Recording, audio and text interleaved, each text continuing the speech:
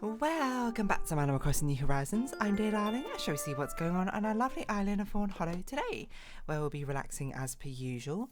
I've just got finished recording the first couple of episodes for the new series, which will be replacing Paradise Killer tomorrow, hopefully, or if not tomorrow, then the day after, depending on how things go. Depending if I can finish this thumbnail art in time. Let's actually open it up. I definitely just sort of like need to get to it. It's a thing though, like I'll tell you in advance, it's one what I'm doing boardless again, and I always feel so discouraged from doing boardless because I never feel like I know what I'm doing with it. But that's what you got to do. You just got to sort of learn and not power through, but you got to learn how to. Anyway, good evening everyone. Right now in Fawnhallow, it's 11:30 p.m. on Thursday, August 15th, 2024. It's actually quite a difficult one, this thumbnail art, because I guess mildish spoilers. The main character is not one which is very easily translatable 2D. So I had to take quite some liberties, I think, and sort of I had to generally capture the vibe, I think, rather than the actual character themselves, because straight up impossible. Well, not straight up impossible, but like pretty difficult without some drastic changes. So I've done my best, is what I'd say. But otherwise, why don't we sit down on a bench here? We're not going to sit down in the middle of a bench. We're not going to completely monopolize this area. What should we talk about today? That's a great question. I'm not really sure if anything comes to mind, to be honest. Like, is there something where I'm just like, hey, yeah, this is something I wanted to talk about? What's going on YouTube? What's going on games? I don't know. I don't know. Oh, you don't know you're beautiful. Oh, that's what makes you beautiful, as they say in the infamous words. One Direction. I feel like I bring it up, honestly, way too much for really no apparent reason. What is something which I thought would be fun to talk about today? Hard to think of something off the top of my head, to be perfectly honest. I'm scanning the memory bank, so I guess we'll sort of turn to something nostalgic instead. We'll talk about something like a story from my childhood, if I can think of things that I've not spoken about before. It's a bit difficult, I would say. You know, I feel like most of the anecdotes from my younger life is not that interesting. As I say, it wasn't much of a daredevil or a prankster child. I was very sort of like rule abiding, if anything. I don't know why the Science Museum came to mind. Have I ever spoken about the Science Museum before? Or science museums in general? If you don't know, I am very much a woman of science, or maths and science. Well, okay, here's the thing. I love both maths and science and arts, but certainly as a child I was very much more on the STEM sort of side of things.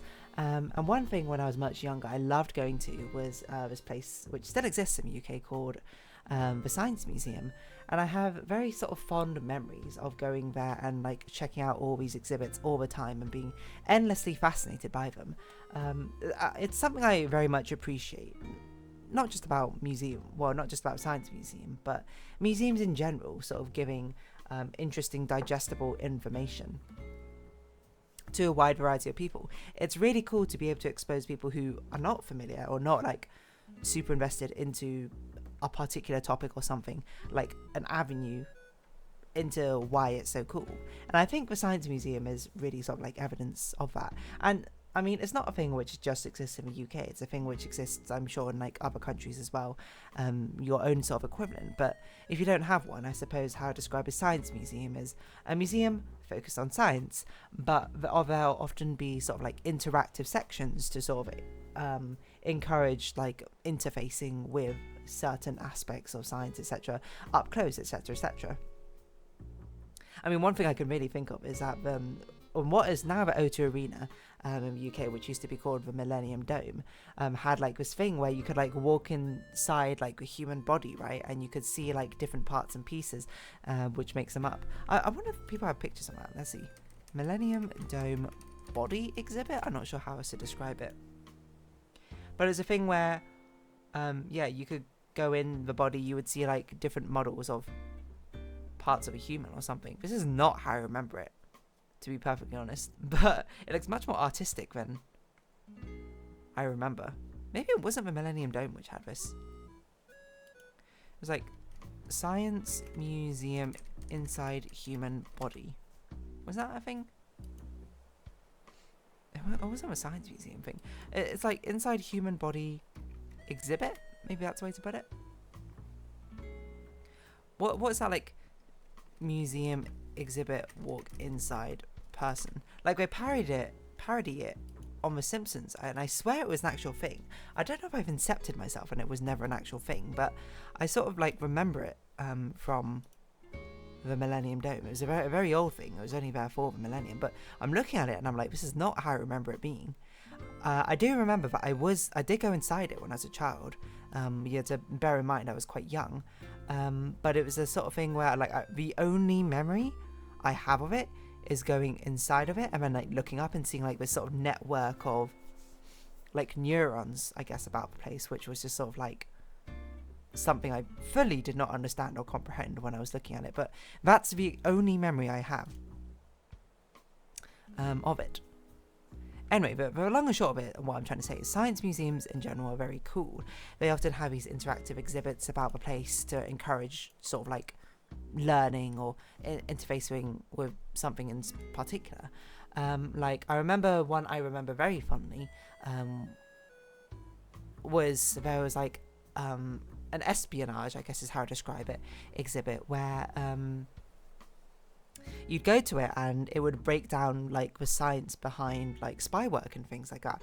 So it was called it was not called Spy Friday. I don't remember exactly, but you like registered to be a spy. You would get like a license card or whatever, and then you go through like all these different exhibits where you do things, bits and pieces. I remember one of the first things you do is you had to like get your identity verified, no, like enter your identity into the database, quote, and there were like two options you could do. You could either do like fingerprint or you could do like retina scan or something, and then it wouldn't actually do it because I'm sure that's like a data risk. To be fair, GDPR was not a thing when that exhibit existed, but you'd like go up to the screen and it would like do like a fake like sort of scan of your face or something, and then like it would pop up on the screen like some fun fact about like, oh yeah, like, you know, turns out retinas are like even more identifiable than fingerprints or something, which is like why it's often used as like a database or like a human identification. I'm not actually sure if that's true, by the way. Might be making this up, might be completely wrong, but that's what I remember. And I remember like being so invested in like learning information about this. Like when I was there with my mother and we had to like choose one direction, I was like, retina scan seems interesting. That's not something I've heard about. And then once it's done, and then it told us like information about it, I was like to my mother, like, can we go back and also do the fingerprint scan? Because I want to see what that is as well. I was very much a child who wanted to get the full taxonomy of things. You know, I wanted to make sure I ticked off every box on the list. Even every time there's a choice, you know, I was very much the sort of child who'd be like, oh, I had to choose one or two, I choose both options. And then you'd be like, you can't choose both options, dear darling, that's too much. And then I'll be like, watch me. And I did it anyway. But I can't remember all the other exhibits, but there are things and pieces like that. I'm trying to remember like random exhibits I remember when I was younger. But there's one of them I remember from, it's like a child-esque exhibit, which I don't think exists anymore, but I remember it so fondly. It was like a child's play area where basically, I don't know how to describe it. It was like a semicircle with like 6 walkways or something. And I think it was talking in general about the different ways that things move.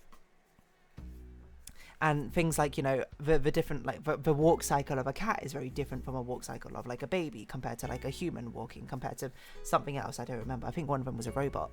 And I remember it was a section where, I feel like this is true. I hope this is not a false memory that I've just made up. But there was, like, a section where you could have, like, costumes which you would put on. As a child, I was, like, 3 as a child or something when I went here. You could put on the costumes and you could, like, these walkways had, like, light up footprints, I suppose, in it, where you could mimic and do the pattern of a walk or whatever thing you were trying to mimic. Like one of them was a robot, and I feel like there was like some sort of boxy costume you could put on, and it was basically you just hop along to the end. Robots aren't really known for hopping, I don't think, but I guess that depends on a robot.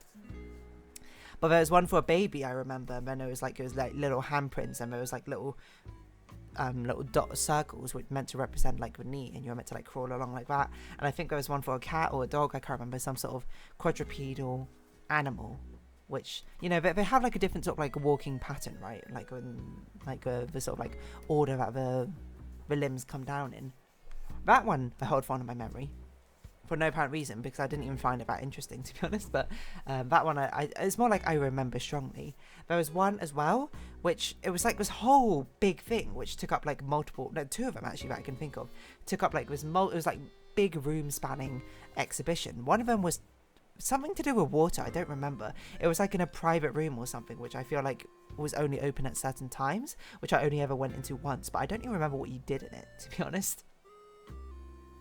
But the other one I remember was to do with some sort of like grain processing plant simulation, where it was basically, they had a load of like fake grains, not actual grains or something, which you could like scoop up and stuff, and then they would have like this little conveyor belt which you could like wind up with like a crank, and it would like load the it would like scoop up like bits of like the oats or whatever, the grains, and put it onto like a conveyor belt or like a tube, and it would come down, it would go to like a different section, you do something else with it, and I can't remember exactly what it was meant to simulate, but it was something like a grain cycle. Let's see, Science Museum grain cycle, the grain pit, is this it?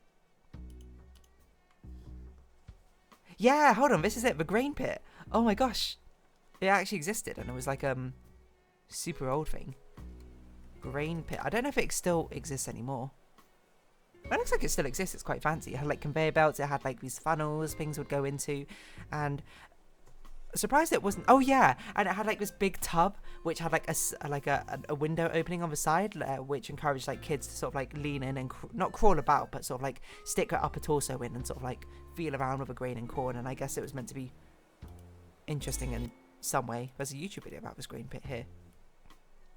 Oh yes, how could I forget about it? There was this pulley system as well, where you could fill up this bucket with like this like cloth bucket with seed, and then you would pull it up and it would get to the top, and it was designed in such a way that if you pulled it like all the way to the top and continued pulling, it would pull up like the bottom of the bucket up, and it would like empty it out into the funnel around. Oh yeah, there was an Archimedes screw as well to pull the things up.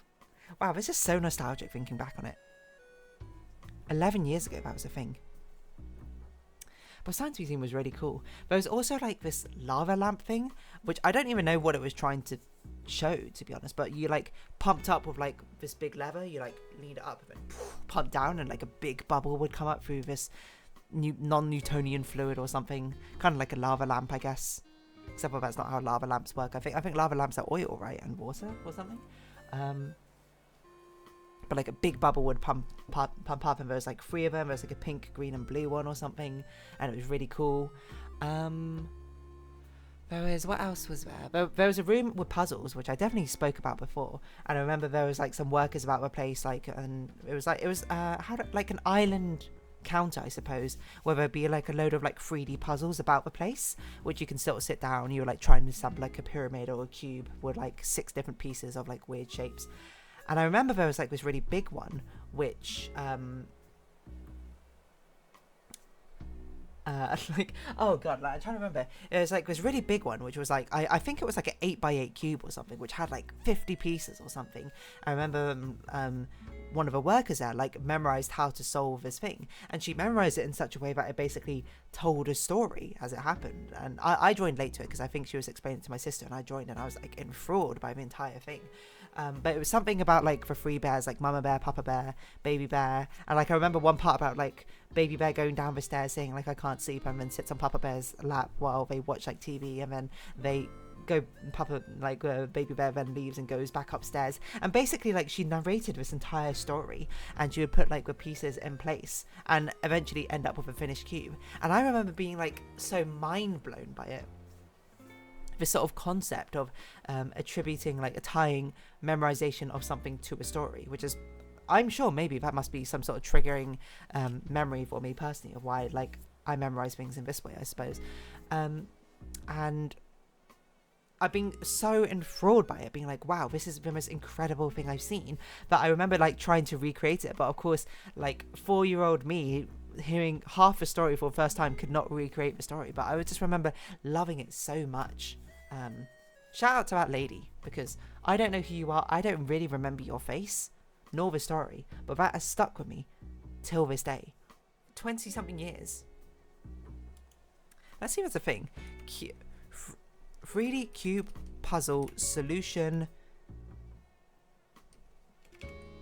Baby bear? I don't know how else to say it. Bear.